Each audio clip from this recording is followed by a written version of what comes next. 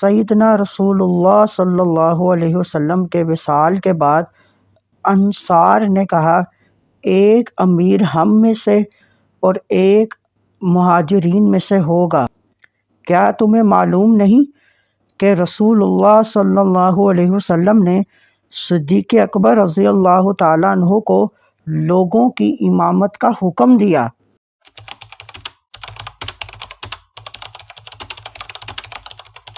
بسم اللہ الرحمن الرحیم۔ آج کا ہمارا ٹاپک حضرت ابو بکر صدیق رضی اللہ تعالیٰ عنہ کی خلافت اور امامت پر اجماع صحابہ۔ حضرت عبداللہ بن مسعود رضی اللہ تعالیٰ عنہ نے فرمایا، سیدنا رسول اللہ صلی اللہ علیہ وسلم کے وصال کے بعد انصار نے کہا، ایک امیر ہم میں سے اور ایک مہاجرین میں سے ہوگا۔ حضرت عمر فاروق رضی اللہ تعالیٰ عنہ ان کے پاس تشریف لے گئے اور فرمایا، الستم تعلمون ان رسول اللہ صلی اللہ علیہ وسلم قد امر ابا بکر ان یصلی بالناس فایکم تطیب نفسہ ان یتقدم ابا بکر؟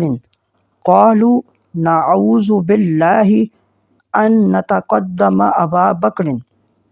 کیا تمہیں معلوم نہیں کہ رسول اللہ صلی اللہ علیہ وسلم نے صدیق اکبر رضی اللہ تعالیٰ عنہ کو لوگوں کی امامت کا حکم دیا؟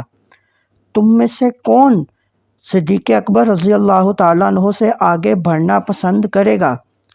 انصار نے جواب دیا، ہم اس بات سے اللہ کی پناہ مانگتے ہیں کہ صدیق اکبر رضی اللہ تعالیٰ عنہ سے آگے بڑھیں۔